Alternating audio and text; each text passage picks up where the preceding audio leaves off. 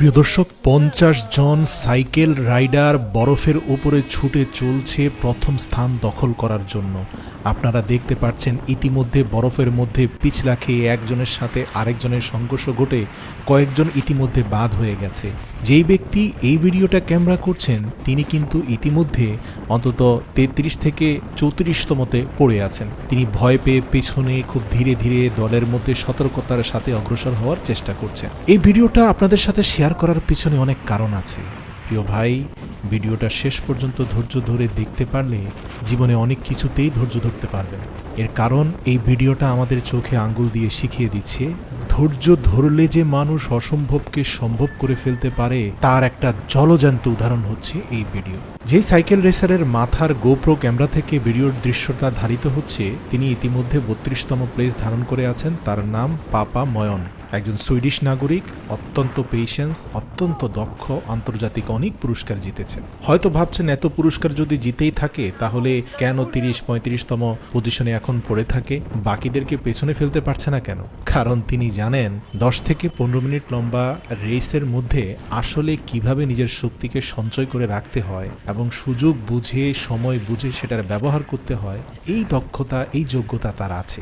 এর জন্য বলি ভাই, শুরুতেই যে এগিয়ে যায় সেই যে শেষ বিজয়ের হাসি হাসবে এতে কোনো গ্যারান্টি নেই। মনে রাখবেন, শেষ ভালো যার সব ভালো তার। এই জন্যই গুরুজনরা বলে থাকেন ধৈর্যের সাথে ধারাবাহিকভাবে যদি তুমি ভালো করে যেতে পারো শেষ পর্যন্ত যোগফলের বিচারে তুমি এগিয়ে যাবে। সাময়িক কারো অগ্রগতি দেখে কখনোই হতচকিত হবে না, আশাহত হবে না, হাল ছেড়ে দেবে না। সময়ের চেয়ে বড় অস্ত্র পৃথিবীতে নেই। সময় তোমাকে বলে দিবে কখন তোমার সময় এসেছে, কখন তোমাকে তোমার চূড়ান্ত বিজয়ের জন্য এগিয়ে যেতে হবে। এই ভিডিওটা তারই একটি জলজন্ত উদাহরণ। আপনারা দেখতে পাচ্ছেন যে ইতিমধ্যে সে 20তম পজিশন ধারণ করেছে। এ পাপা ময়ন নামের সাইকেল রাইডার কিন্তু অত্যন্ত শক্তিশালী। এখানে অন্য যেসব রাইডাররা আছে তাদের থেকে তার স্ট্যামিনা অনেক হাই, কিন্তু সে চুপচাপ বসে আছে কারণ দলবদ্ধভাবে সে অধিকাংশ পথ পার করতে চায়। সে চায় না এককভাবে সামনে গিয়ে মানসিকভাবে প্রেসারে পড়ে যেতে। মনে রাখবেন, এই দলে যারা একেবারে সামনে আছে ওই পজিশন ধরে রাখার ব্যাপারে বাড়তি একটা প্রেসার তার ব্রেনে থাকে। পিছনের মানুষের কিন্তু ওই রকম প্রেসার থাকে না। তো এখানে আসলে শারীরিক শক্তির পাশাপাশি একটা মনস্তাত্ত্বিক লড়াই আছে, আর এই লড়াইয়ে যারা জিতে যায় তারা জীবনে অনেক দূর এগিয়ে যেতে পারে।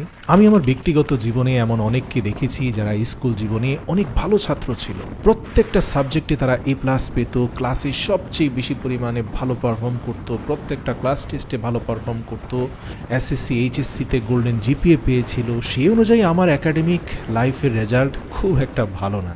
খুব একটা ভালো না বললেও ঠিক হবে না, একেবারে হতাশাজনকই বলা যেতে পারে। অর্থাৎ কোনোভাবে পাস মার্ক নিয়ে এগিয়ে যাওয়া, এই আর কি। অনেকেরই আশা ভরসা ছিল যে জীবনে হয়তো কিছুই করতে পারবো না, সামনের দিকের সময়গুলো অনেক কঠিন যাবে, এর তো আসলে ভবিষ্যৎ বলতে কোনো কথা নেই, ঠেলা গাড়ি চালাতে পারবে কিনা তাও জানে না। তো যাই হোক, আসলে আমাদের প্যারেন্টস বা পিতামাতা আত্মীয় স্বজনদের কখনোই উচিত নয় যেই প্রতিবেশীর সন্তান বা নিকট আত্মীয়র সন্তান একাডেমিক পরীক্ষায় আশানুরূপ ফলাফল করতে পারছে না তাকে প্রতিনিয়ত ভৎসনা করা, অপমান করা, অপদস্থ করা, এটা উচিত নয়। এটা আপনি ধর্মীয় দৃষ্টিকোণ থেকে বলেন আর মানবিক দৃষ্টিকোণ থেকে বলেন, এটা কোনোভাবেই গ্রহণযোগ্য কোনো কাজ নয়। এর ফলে আসলে যে ব্যক্তিকে ভৎসনা করা হচ্ছে তার কাছ থেকে খারাপ বই ভালো কিছু আশা করা যায় না। আপনি একজনকে মানসিক চাপ দিচ্ছেন আর আশা করছেন সে মানসিক শক্তিশালী হবে, এটা কি করে হতে পারে?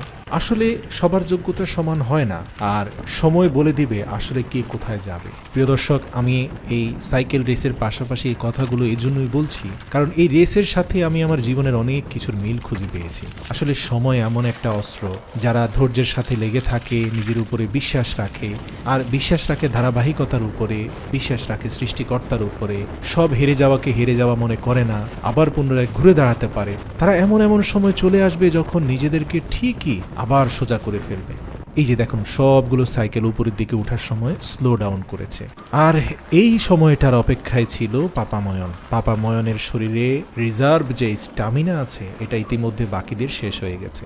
সে এখন সেই চাপটা দিচ্ছে, কারণ এই যে উপরে ওঠার বাড়তি শক্তি এটা ব্যবহার আগে করেনি। আগে করলে হয়তো স্লিপ করে সে এই রেস থেকে বাদ হয়ে যেত, হারিয়ে যেত। কিন্তু দেখুন, এই বাড়তি স্ট্যামিনাটা সময় মতো কাজে লাগিয়ে একটু একটু করে সে ইতিমধ্যে 5ম স্থানে চলে এসেছে। একেই বলে শেষ খেলা। প্রিয় দর্শক, মনে রাখবেন আপনার সময় আসবে, হেরে গেলে চলবে না, আপনাকে রেসে থাকতে হবে, ট্রাকে থাকতে হবে। আরে আপনি 30তম আছেন তাতে কি, তৃতীয়তম হতে কতক্ষণ লাগে? শুধু নিজের উপর আত্মবিশ্বাসের সাথে চলতে থাকুন, দেখবেন সময় বলে দিবে তৃতীয়তম হতে আপনার আসলে আর কতটুকু সময় বাকি আছে। তো ভালো থাকুক পৃথিবীর প্রত্যেকটি আত্মবিশ্বাসী মানুষ। অনুরোধ করব, যে সকল অভিভাবকরা সন্তানদের একাডেমিক পরীক্ষা নিয়ে ভৎসনা করেন, ছোট করেন, তাচ্ছিল্য করেন, সব সময় কম্পেয়ার করেন, মনে রাখবেন কম্পেয়ার সৃষ্টিকর্তা করেন না, আপনি কেন করেন? যিনি মানুষ বানিয়েছেন তিনি তো কম্পেয়ার করেন না ভাই। তিনি তো বলেন না যে আমি অমুক থেকে তমুককে বেশি বাড়িয়ে দিয়েছি, তুমি কেন বাড়ছো না। যিনি এত নিখুঁতভাবে হাত পা নাক মুখ চোখ মেধাশক্তি দিয়েছেন, তিনি যখন একজনের সাথে আরেকজনের তুলনা করছেন না, কম্পেয়ার করছেন না, তাহলে আপনি অভিভাবক হয়ে আপনার সন্তানকে কম্পেয়ার করে কেন ছোট করছেন? প্রত্যেক সন্তান একরকম নয়। আপনার সন্তান হয়তো এ প্লাস পায়নি, কিন্তু সে এমন কিছু জীবনে পেতে পারে যা হয়তো 1000 এ প্লাস পাওয়া মানুষও পাবে না। তাই বলি, সন্তানের উপরও বিশ্বাস রাখুন। মনে রাখবেন, আপনার সন্তানের চূড়ান্ত বিজয়ের জন্য আপনার ধৈর্য ধারণ জরুরি, তার উপরে আপনার বিশ্বাস স্থাপন করাও জরুরি। একটা কথা বলি, আপনার সন্তানের উপর অবিশ্বাস করে আপনি কিছু অর্জন করতে পারবেন না, কিন্তু বিশ্বাস করলে কিছু অর্জন করার সম্ভাবনা আছে। তাই শুধু বিশ্বাসটাই রাখুন, ভেঙে গেলে পুনরায় আবার স্থাপন করুন।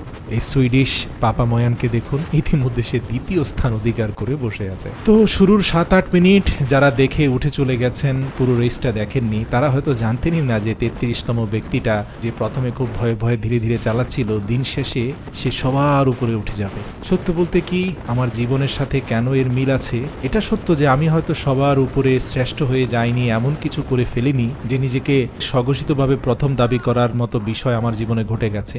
কিন্তু এতটুকু বলতে পারি যে মহান আল্লাহর উপর ভরসা রাখার কারণে, ধৈর্যের সাথে জীবনে পরিশ্রম করার কারণে আজ মহান আল্লাহ তাআলা যতটুকু নিয়ে এসেছেন, একসময় যাদের সাথে কম্পেয়ার করে প্রতিনিয়ত ভৎসনা শুনতে হতো, তাদের তুলনায় আল্লাহ যে কতগুণ বেশি আমাকে দিয়েছেন, সেই শুকরিয়া হয়তো পরবর্তী যত জীবন বেঁচে থাকবো তত জীবন আল্লাহর কাছে শুকরিয়া আদায় করেও শেষ করতে পারবো না। তাই দিল থেকে বলি আলহামদুলিল্লাহ, যদি এর কমও হতো শুকরিয়া আদায় করতাম। কিন্তু কেন যেন অভিভাবকরা কম্পেয়ার করে সন্তানদেরকে হতাশ করে ফেলেন, তা এখন বুঝতে পারছি না। প্রতিজ্ঞা করছি, ভবিষ্যৎ জীবনে নিজের সন্তানদের সাথে অন্য কারো কম্পেয়ার করব না ইনশাআল্লাহ। প্রত্যেকটি সন্তান, প্রত্যেকটি শিশু ইউনিক। তার হয়তো এ প্লাস পাওয়ার যোগ্যতা নেই, কিন্তু এমন অনেক যোগ্যতা আছে যা হয়তো খালি চোখে দেখা যাচ্ছে না, সময় তা প্রকাশ করে দিবে। বিশ্বাস রাখতে হবে। আপনার সন্তান সৎ কিনা, সত্যবাদী কিনা, ন্যায়পরায়ণ কিনা, এসব নিয়ে কম্পেয়ার করতে পারেন। বলতে পারেন যে তোমার থেকে সে বেশি সত্য বলে, তোমার থেকে সে বেশি অনেস্ট, সে বেশি দানশীল। এসব প্রতিযোগিতা ভালো, কিন্তু পরীক্ষার রেজাল্ট, যোগ্যতা, মেধাশক্তি এসব নিয়ে কম্পেয়ার করবেন না। এটা কিছুই দিতে পারবে না, হতাশা আর গ্লানি ছাড়া। আর যদি বিশ্বাস রাখুন, বারবার তার ব্যর্থতার পরেও বলতে থাকেন যে বাবা তুমি পারবে, আমি তোমাকে বিশ্বাস করি, তাহলে দেখবেন এরকম জাম্প করে সবার সামনে দিয়ে বিজয়ের পুরস্কার নিয়ে ঘরে পৌঁছাবে।